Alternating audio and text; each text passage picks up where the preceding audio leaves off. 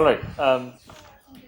Let's continue. The question we were looking at is how long does it take, right? The time. And I'll leave the work for you to figure out. Once you know the time and you know there's only order n things active at any stage, you can figure out the work. How long does it take? And our goal was log n, so hopefully it takes log n. But why?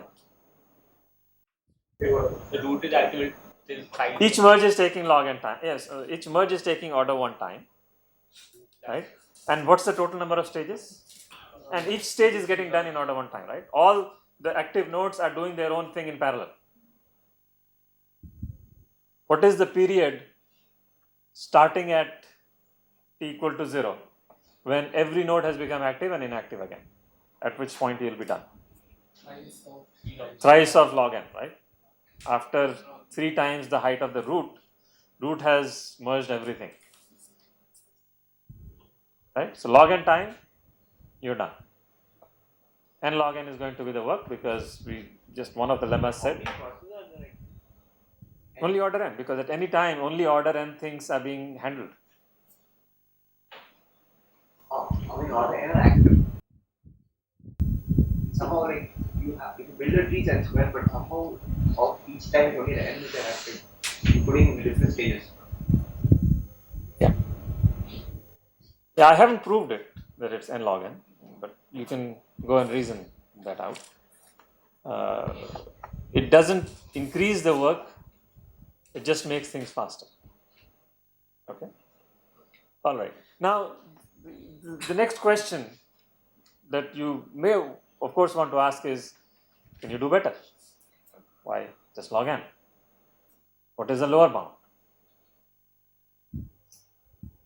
If I said for sequential algorithm, it's n log n. We know how to prove it. What is maximum speed up is n, so we cannot. Why? Given n processors. Why given n processors? That's the other question, right? I want, if it is in P, then I should be able to take polynomial, it's parallelizable, right? I'm going to be able to take polynomial number of processors and do it in polylog time. Of course, in this case, we have already reached log, so that theory says that that's good enough. But how do you prove lower bounds in general? You basically advance the same kind of theory that you did for sequential algorithm to the parallel context, right? You say, instead of one comparison at every node in a comparison tree, we are now allowed to make P comparisons, where P is the number of processors, the level of parallelism in our system. And so instead of 3 options, 3 possible paths to take from every node, you have 3 to the p paths to take. 3 meaning less than, each comparison can say less than, equal to, or greater than. And there are p such comparisons you're making. And so 3 to the p different options, different possible answers. And for each of those possible answers, you have to take one choice, make one choice. And we are assuming here that figuring out which of those possible answers it is constant time. And then again, the node you get to, you have p more comparisons to make. You take one of the choices, and you figure out at the end of the day how many different leaves you have and how many nodes you're going to take. Instead of a binary tree, you have a 3 to the p array tree. Or instead of a tertiary tree, you have 3 to the p array tree. That's all. So P is going to then start to play a role. You have to say, if I had so many processes, I'll be able to do so many things. And it turns out that, and it gets quite interesting and even convoluted when you start to talk about bigger than n processors and sorting. How long does it take? And that line of research is mostly just academic, but has been done, at least in the past. All right. So, but let's at least consider when we have n processors, although even that may be a little bit high. So for log n, it's clear you can do no better than for sorting. It's clear you can do no better than log n. What about finding minima? Given any number of processes or given a process? Given n or fewer. That is also available from n log n. Yes, yes. So that automatically establishes a lower bound. You couldn't do anything better than log n. Because if you could, then you would take it to sequential. Do anything better? I mean, does this thing help us argue something better? In other cases, so for example, we know an algorithm on minimum finding. We said there's a really fast minimum finding that you can do in order 1 time if you had n squared processors. But if you brought it down to n processors, meaning n work, we said it's going to take log n time. Could you do better? Could you still say order n work, order 1 time? Can that be done? You can answer questions of that sort. Okay. So let's look at minimum finding as just an example. And its lower bound is log n. Cannot do any better with fewer than n processors. And I'm again going to go through just a brief sketch of the proof. And it's going to use a theorem from graph theory, which says that if there are few edges in a graph, then there are lots of independent sets. In particular, if I've got n nodes with only m edges, then there are guaranteed to be at least one independent set. Independent set meaning set which are not, none of the members of the set are connected by an edge in the original graph. Okay, we'll be able to find an independent set of at least n squared divided by 2m plus 1 elements, nodes. Okay, meaning that there are enough independent things to do. Okay, let's see how this is going to come in handy. So this other theorem which says that let's look at a generic merge algorithm, a min finding algorithm, or was it max finding? Min finding. It's going to go through some number of stages. At each stage is going to make p comparisons. It's going to make some decisions about it. Okay. Whatever the algorithm you choose may be, there is an adversary who is trying to give you the bad case. Similar argument that we do in sequential algorithms. So whatever that algorithm may be, we are not talking about any specific algorithm. After the C plus first step, okay, parallel step, we are going to say that it's down with some candidates among which the maxima is going to be. Okay. In the beginning, that list of candidates is everybody, and after a certain number of things, it has come down to a smaller set, and after it is done, it's come to 1. Only that is the minima, it is founded. So we are going to say that the set that it still hasn't figured out which in this set is the real minima is capital C. Again, for stage I, we say sub I, or I plus 1, I plus 1. And small c indicates the size of this set. That's how many elements still remaining from which we have to find the minimum. Okay. So now the theorem says that whatever your algorithm may be, the adversary can arrange it in such a fashion that at any such stage, I plus first stage, the elements in C I plus 1 have not been compared before. Okay, which means you know nothing about them, about their relative ordering. That means there is enough work remaining to do.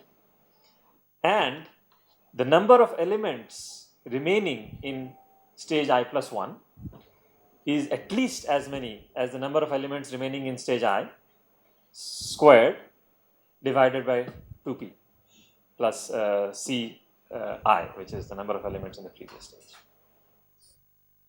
Okay, odd looking thing, but it's derived by kind of back engineering from the answer. So we're going to prove this by induction, that this is true for stage 0 and it's going to be true for all stages. What is at stage 0? What is the set capital C0? We haven't found anything, we haven't done any comparisons yet. And the size is n is the input size. And then we are going to create a graph which indicates what we have compared against. What, right? So for example, here is a graph where we say that x1 has been compared with x0. So we make p comparisons. It doesn't say there are p independent comparisons. Right? It doesn't say there are 2p unique elements on which this comparison has to be made. Some p comparisons have been made. So some arbitrary graph, which is driven by your algorithm. You generate this graph. Whenever you compare x0 to x1, adversary puts a mark, puts an edge there. Okay, and so when you have made p comparisons, the adversary has put in p edges into this graph. Now this graph, because it's a regular graph, has to have the same property of how many independent sets it has. Right? And if you go back and look at the number of independent sets, it's n squared divided by 2m plus n. And you can see where this ci squared divided by 2p plus ci is coming from. It's coming from that independent set. So this is an independent set. We are going to call it C1.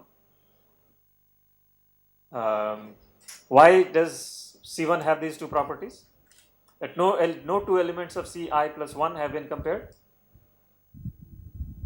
It's an independent set. Right? Everything you have compared has an edge. So no two elements have been compared. And your answer is in this set.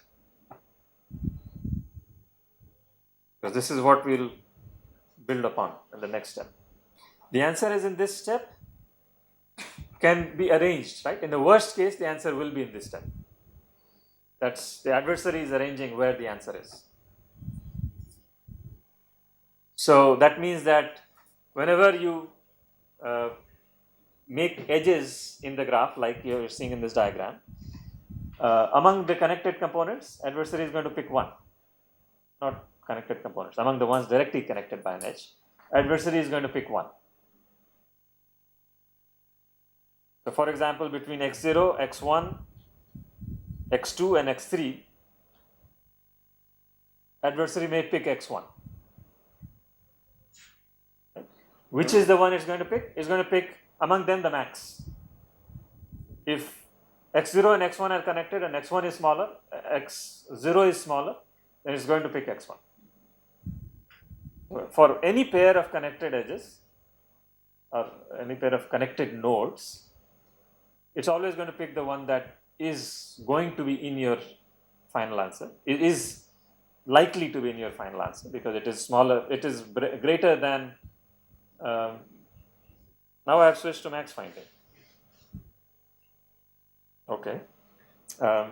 It's going to pick the smaller of the two, smaller of them for min finding, so that whichever it picks is in your answer, is potentially an answer.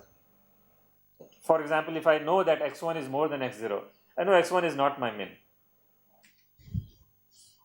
So I wouldn't want adversary, as an adversary, it wouldn't want x1 to carry along in the still remaining to be tested set. It will carry along x0, but x0 is a likely candidate for min. Is the adversary doing all this or the Adversary.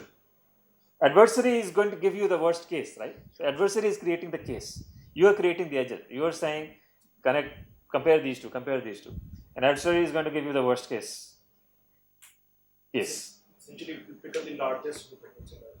It's going to pick up the largest independent set and it's going to always make sure that your answer is in that large independent set somewhere. And so these two are satisfied. that no two elements of Ci plus 1 have been compared before because it's picking an independent set. And it also has to satisfy Ci plus 1 is greater than equal to Ci squared divided by 2p plus c. How does that work out? What is p if we are saying p is less than equal to n? We'll take the worst case. So at the extrema p can be as big as n. So we'll say Ci plus 1 is greater than equal to Ci squared divided by 2n plus Ci. Right? And Ci is definitely less than equal to n. At any time, the remaining elements, Ci is the number of elements remaining to be tested. It's less than equal to n. So now you plug in n also, plug in n for Ci also. So you are plugging n for Ci and for p, and still guaranteeing that Ci plus 1 is greater than equal to Ci squared divided by 2n plus n, meaning Ci squared divided by 3n. Okay.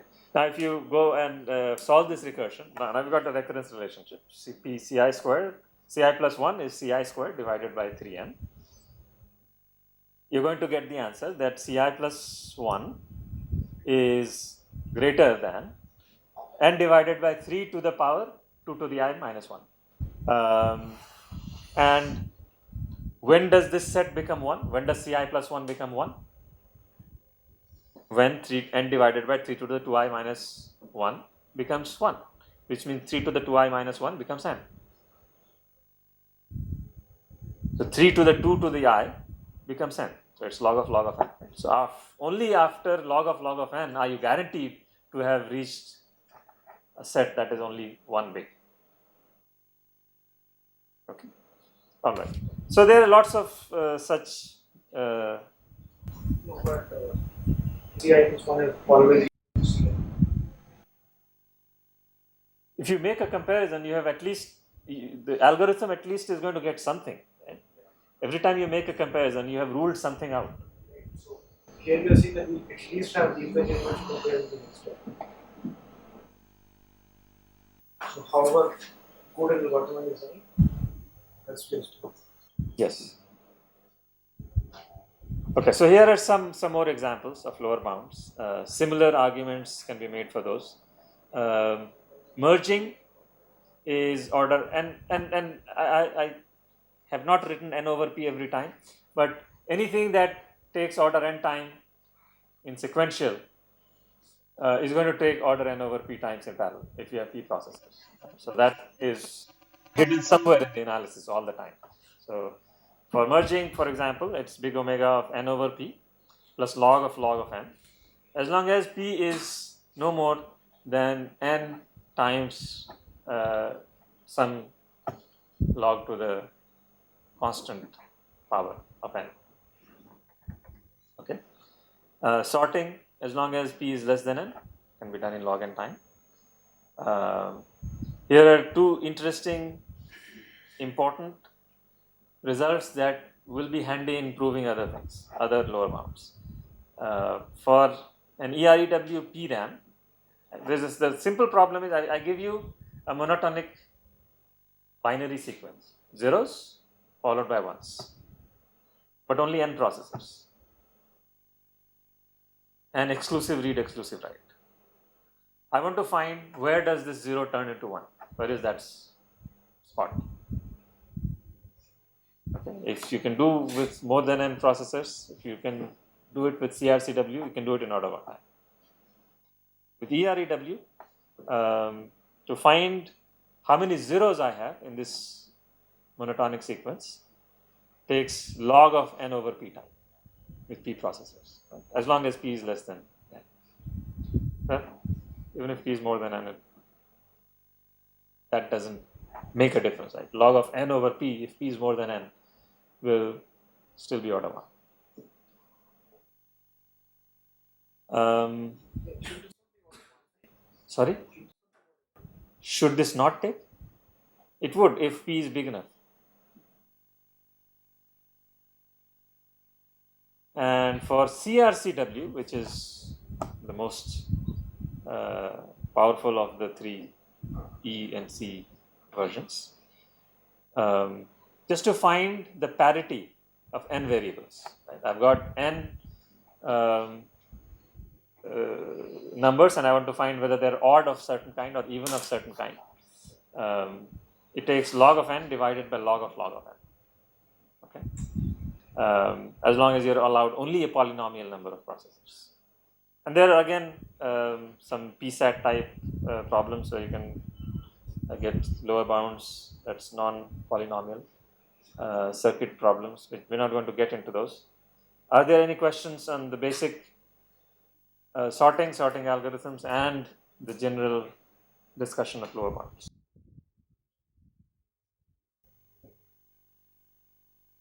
Okay, then I'm going to... All the right statements would be proved on singular lines.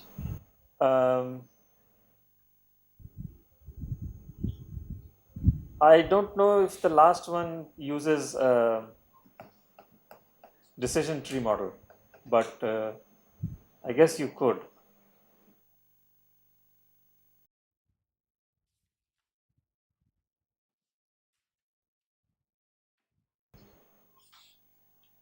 Now what I want to switch to is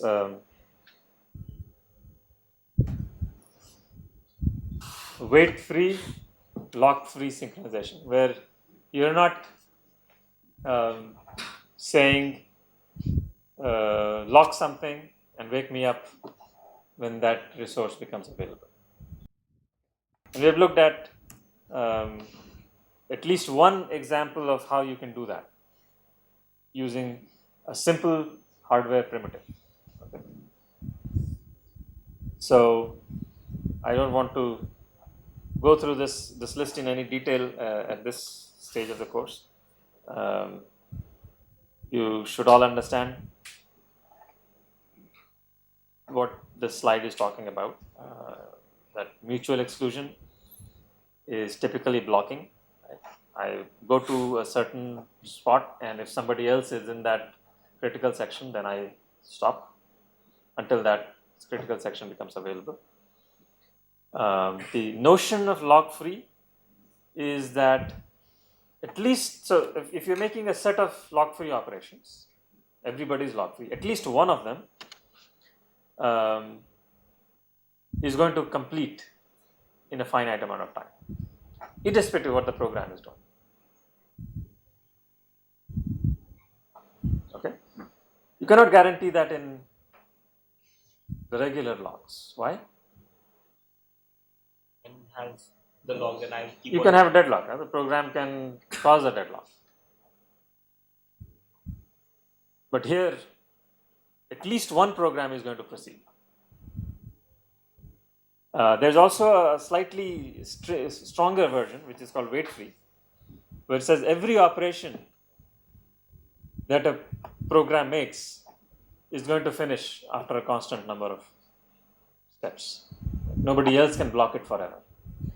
And so we are going to look at one example, one way in which this is done, which is compare and swap. And in particular, we have looked at CUDA's version of compare and swap, although not all compare and swaps have the same flavor, meaning exactly the same specification, but they have the same semantics, meaning that I want to write something at some location, and if a certain condition is true, then this writing should succeed. If that condition is false, then I should be told that it failed. Okay. And this particular variant is the CUDA's variant, where it returns to you the old value.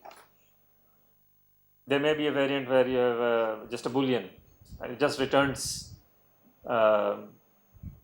whether you succeeded or not, whether your new value was written or the value had.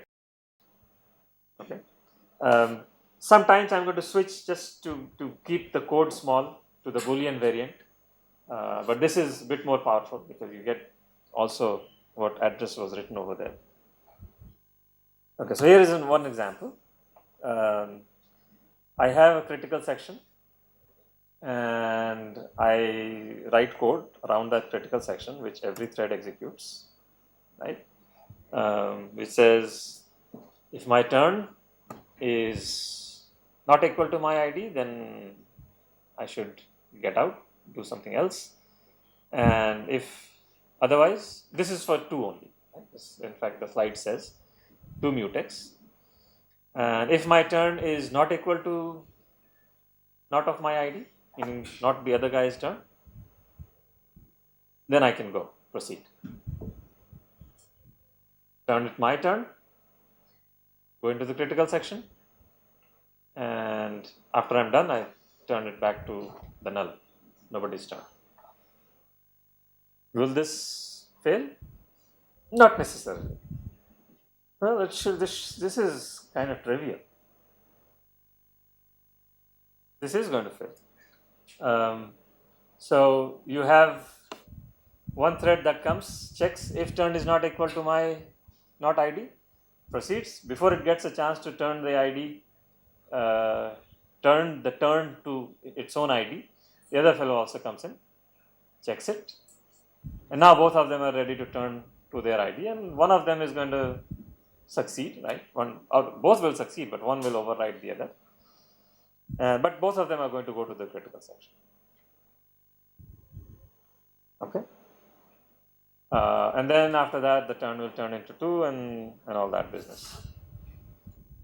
Is this, which was proposed in a paper in 70 something, as a possible solution to that problem? Well,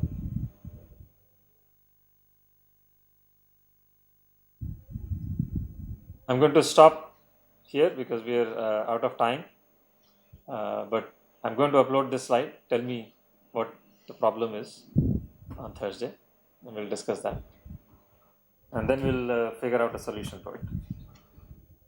Solution in terms of lock-free techniques, right? We can always, it's very simple in the context of locking to do it, right? Just lock the resource, go to critical section, unlock it. That works. There is only one lock to acquire, no deadlock. Okay, but here we are trying to do it without having to lock. So nobody actually needs to wait for somebody else. Okay, so then time for the quiz. So there was a mutual exclusion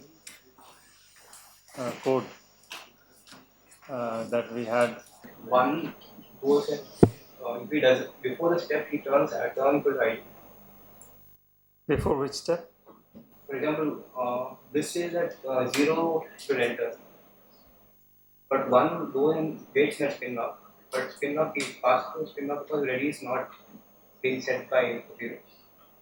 Before he sets a turn equal to ID, if 0 enters and completes the step and enters the critical section. So where would 1 be? He just is exiting from the spin lock. One comes, waits there, he checks whether ready or not ID equal to 1. Well, 1 goes in while true, right? That's the busy wait you're talking about? I'm saying that 1 will pass to it because ready of he checks ready of 0 is equal to 1. Right? Ready of 0 is not being set to 1 by 0. Ready of both is equal to 0. Right? So neither of them are ready. Whoever comes in says that I am ready. One thing I'm talking about process 0 1. This process 0 and process 1. Yes. Process 1 passes, he doesn't get stuck in spin lock. So next step he does, yes, he will turn equal to Which spin lock you're talking about? While turn is not equal to ID spin lock. Okay. So next step is he will do turn equal to ID. Yes. But before he does that, if 0 enters into the so it will then directly go into critical section. Right. So it has not made its turn yet. Yes. Right. So the other way, if 0 comes here, and it's going to set its ready. In the meantime, 1 also has come in, right? And it has gone past the tests, and at this time 0 has not set its ready yet. So 1 doesn't know whether 0 is ready, or 1 thinks 0 is not ready. So it checks the other fellow is not ready, so it just feels that it's going to turn its make the turn its own turn. So it's going to set turn to ID, but it hasn't actually done it yet. Right? It's waiting just before turn equal to ID. In the meantime, 0 woke up, went through all of this because he just thought there was nobody else, and then when 0 has gone through, after that 1 says, okay, I'm going to set my turn, set my ID in the turn variable, and proceed to the critical section, right? So both of them are in the critical section. And there were other attempts, but essentially all fail. So there is some kind of locking that is necessary. And this is one kind of locking, which is non-waiting lock, right? It's non-blocking lock. Where, remember we talked about compare and set, so it's CAS. And here we are using the int variant of CAS, so int is returned. And initially turn is equal to 2. And I want to set it to my turn as long as it is equal to 2. Okay? If the turn is 2, then I want to set my turn. If turn is not 2, I don't want to set my turn. I want to do this atomically. So both of them may come to the CAS at the same time, but only one of them will be able to see the 2 and write their ID atomically. Right? So the other one will fail and will retry. Right? So it's busy waiting in this case. You can imagine that if you didn't get the lock, CAS failed, then you go do something else and then come back, try it again after a certain time. And once you're done, then you set your turn to back to whatever it was, so that somebody else now can come in. Okay, is this clear? All right. Often you need many things to happen atomically. Right? I want to set that value and this value and the third value all atomically. Right? One example is here. There is a constructor in this class name which is going to set lots of different fields. And you can basically lock on the constructor, or lock on the entire set itself by saying I'm going to construct it in a new area. Right? So I create a stage pointer, I construct it in the stage area, and atomically simply switch the pointer to this new block of data that I just created. Right? So now, as long as the old pointer that is in this variable called old pointer which I had seen in the beginning, remains in this data pointer, D pointer, I will update it, switch it to my value. Otherwise, I'll just keep waiting, or I'll keep looping. So far, all busy waiting. Because in this case, there is nothing else. This is a simple example where the only thing you want to do is construct, or only thing you want to do is go to critical section. But that's not necessarily true. And we'll see some examples where we see it in a more wider context. And typically, it won't be busy waiting. The structure is busy waiting, but you will go do something else and then come back and check it again. Right? So there's going to be a loop. Why is this better than, or is it better than the regular lock?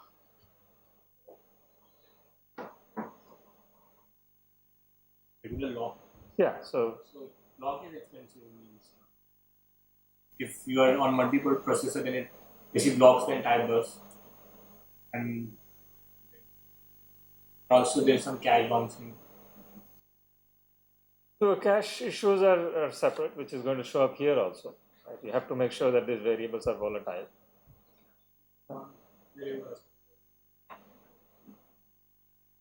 To a lock also you determine, oh you mean here? The queuing is happening on the nodes. It's at a very small granularity. It's on one memory location. Right?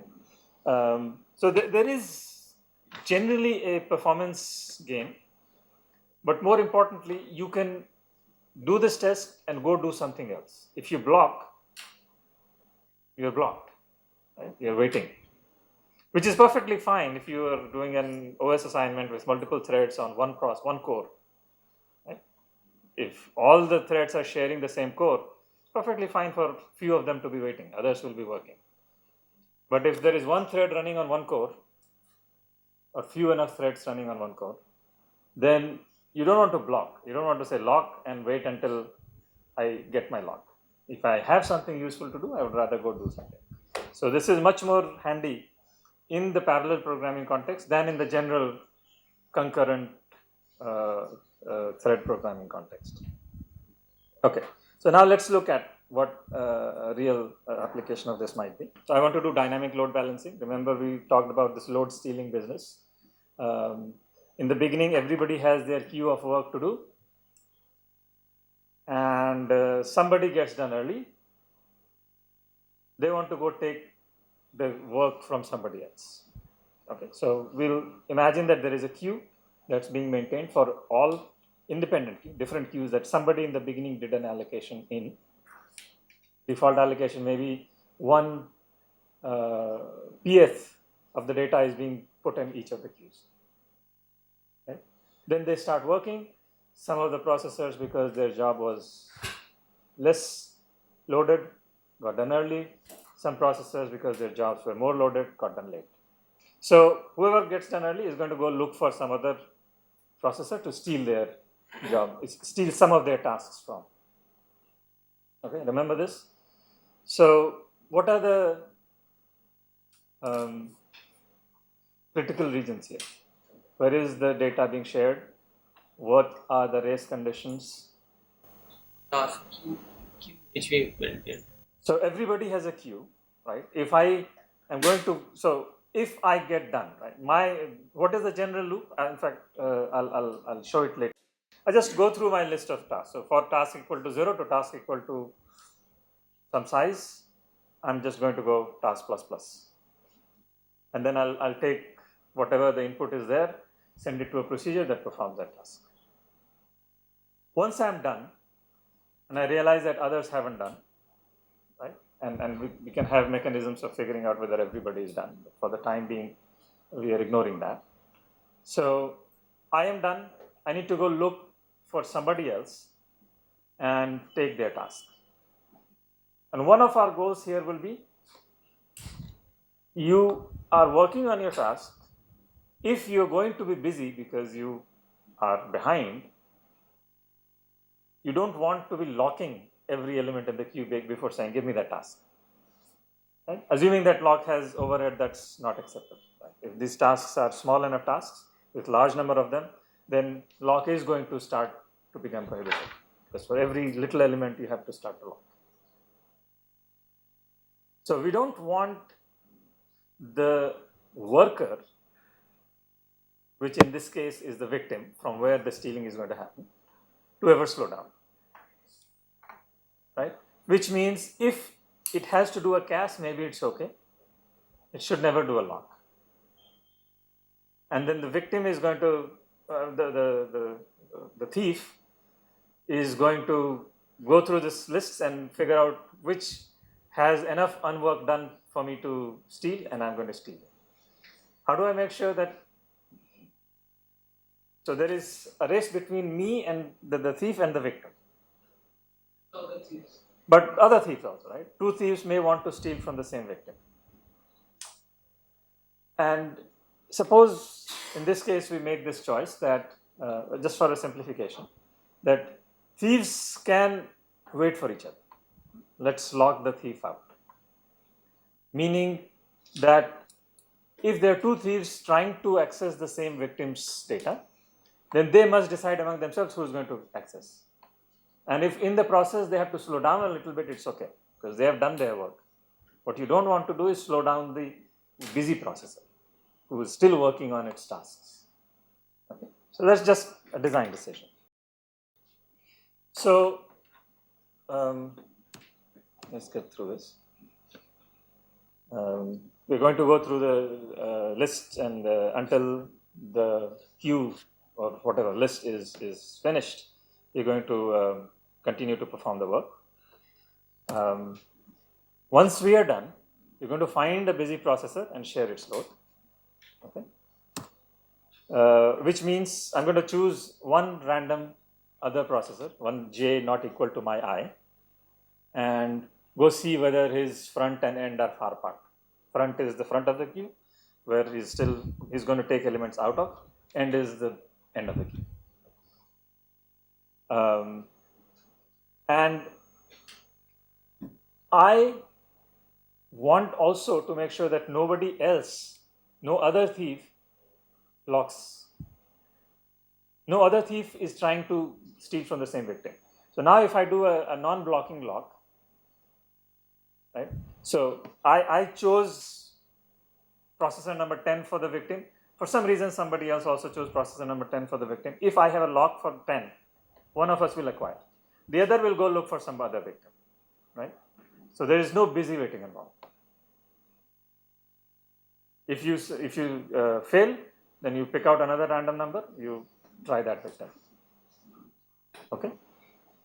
So it is still non-blocking, yes, but we are now guaranteed that if I was able to acquire the, let's say, the thief lock, right? The victims never coordinate with this lock, right? They never try to lock this. Only thieves try to lock this. So if the lock for PB, where PB is the busy processor, was acquired by PI, then PI is the only processor that's going to steal from PB.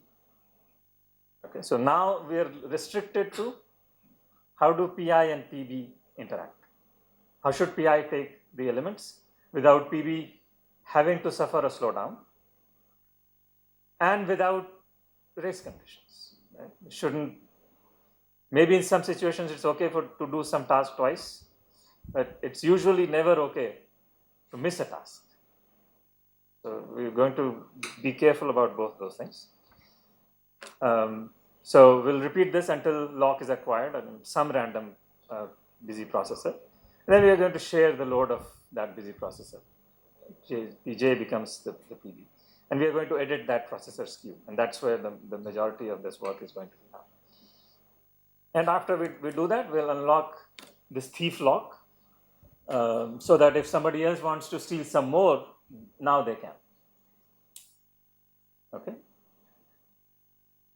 All right. So how will non-blocking lock work? We've been seeing this so far. We'll simply initialize certain variable which is for every processor, and we'll say, is that processor's variable 0? If it is 0, nobody is stealing from it right now. Otherwise, I'm going to steal from it and I put my value there, and I want to do this atomically. So I say I expect the value 0, I want to put my thread ID there. If during putting my thread ID that 0 was not seen, then I fail, I return, I go do something else. What difference does it make a blocking lock and an unblocking lock in this? The difference here is that Blocking lock and unblocking lock in this. right. So for a blocking lock, you will say lock that thing, right? Which means if somebody is there, then you are going to get stuck until that guy unlocks. And that guy will unlock when it has finished stealing from that queue. After that, you may go ahead and steal, or you may go ahead and choose somebody else. Now, as soon as you know that somebody else has started stealing from there, you go do stealing somewhere else. That's the difference. Okay, so what does this non-idle processor do generally? just that loop that we had earlier. There are various ways in which it might be done, and we're here saying that it's done in the form of an array. Okay, so there is a front and end for every processor, and I check my PID, check my front. If my front is less than my end, then this is not going to be exactly this way, but this is, at least in sequential version, it's going to look something like this. Okay. Now, what I don't want again is every time lock front, because there is sharing.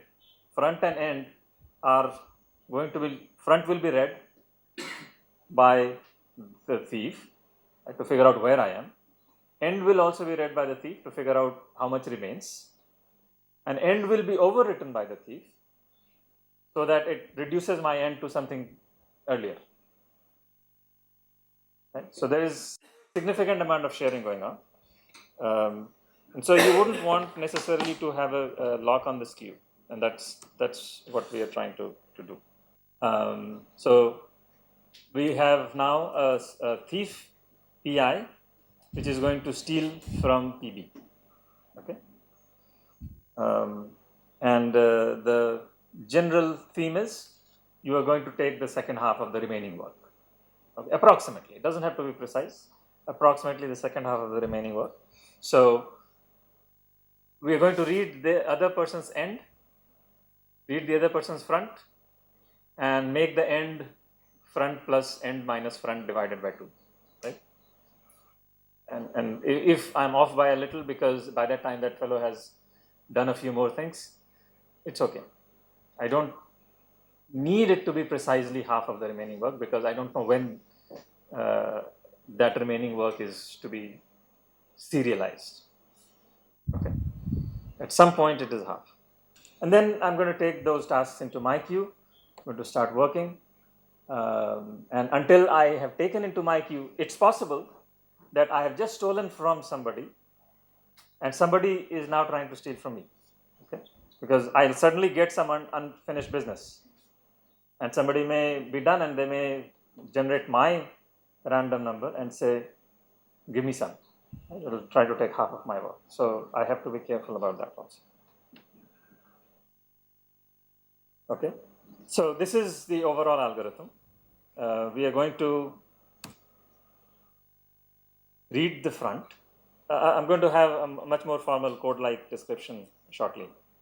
Read the other person's front, figure out the end, write the end to the other person, read the front of the person. So let's say this is the simple case. I read the front, read the end, take the half, right? And suppose the new end is end prime. I write end prime into that fellow's end, and then make a private copy and forget about somebody else stealing from me for the time being and proceed. What's going to happen? What kinds of things might happen?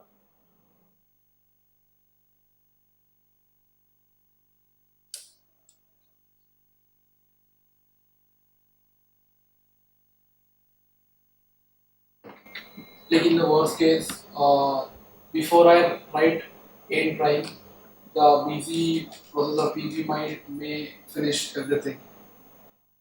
Okay. I might redo the work which has already been done. Okay. That's one problem. Others? Two processor might want to steal the work from the same processor. We've already taken care of that.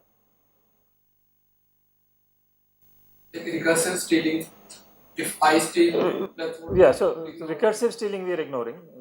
Of course, that is an issue. Recursive stealing is easy to solve. Once I've stolen, just don't allow anyone to steal. That is not the scenario. Some third person will try this. Nobody's, if I don't want anybody to steal from me right now, for some reason I'm busy doing things, all I have to do is not update my end. Right? Put a lock on my end. Don't even have to put a lock on my end. Because my end was. My queue is this much, my front and end are over here. The global end that everybody else sees remains here. I start filling the rest of the queue. As far as others are concerned, they think that my queue is full. Only when I have finished putting things in my queue, I atomically update end to the bottom. And after I have updated it, people can steal. So there is no lock needed over there.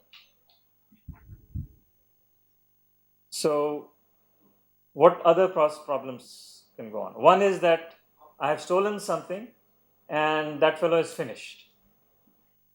It may not be even finished. It may have proceeded.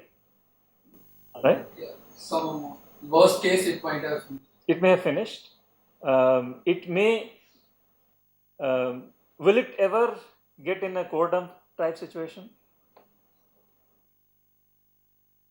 If I'm atomically writing an end, right, and that guy's front has gone beyond end, it's going to stop. And next time it says, give me the front, and the front is greater than end, it's going to stop because it says while front is less than equal to end. Right? So it is going to stop as soon as it sees the new end. So after I write my end, it's not going to do any more work beyond the end. It may have done it before though. And before I get to write my end, it may have finished it altogether. It may have gone past my end. It is the issue of the output that each thread was writing in response to the task. We are not considering what the tasks are. Also an issue. I mean, here It could be. that multiple people can do the same task and nothing wrong with that. Possibly. Right? For example, suppose I'm drawing triangles. Somebody draw this triangle twice. Maybe it doesn't matter. Right? So that's not a race condition in that situation. In other cases, you want to make sure that, yeah, so there would be a race condition, and then you have to make sure that that race condition is also handled. But right now we are only considering the queue business. Right? How do you steal the work? Assuming that the works are independent. So there is no race among the work, between the works. Yeah, we are assuming the full independence in the work because, and that is kind of an ideal scenario. I mean, very independent set of tasks. So that even if I like even if there is a queue of tasks, they are not dependent on each other. Well, if it is a queue of tasks and there is dependency, then you wouldn't have a queue of tasks anyway. Right? I mean, queue would be more appropriate when we have a cause-effect chain. No, but there is a queue over here. I am proceeding at my speed. There is a queue over there. That fellow is proceeding at its own speed, and there is no dependency. Right? So we have already. No, we are saying dependency within a queue. That will still be maintained. Can still be maintained, right? Because I will always do things in the order of the queue, and if something gets stolen, that has to be done. Well, no. So if that cannot be stolen, then. I mean, this part is sequential. You can't pattern this. Right. If this part is sequential, then there is no point stealing. If it has to wait for other things that is not done, then what will the other processor do? It has to wait for the things that haven't been done. So this is not taking the sequential dependencies into account. Okay. This is more about I have a queue and we are sharing the queue. Right? But the sharing is limited in certain ways. We'll move on to also having a general linked list, let's say, or queue implementation, something like this. Question? Right, so I may want to add more things to the queue.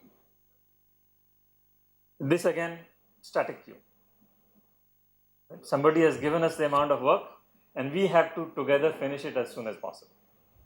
And work doesn't get added. Yeah, so this is definitely limited in the sense, but it's more for demonstration of how CAS is working, CAS would be used in a real application than a general load balancing schema. Although this is a powerful load balancing schema, and surprisingly large number of applications are happy with just this much because they actually do have independent tasks which can be done in any order actually. Also, if you have a termination condition when the end will finish, Right. that may work also. That would involve not necessarily locks, but casts, right? You atomically increment something, and if that is done to P, then you're done. Okay. Okay. Let me stop for just a minute and continue those two issues that we were just talking about.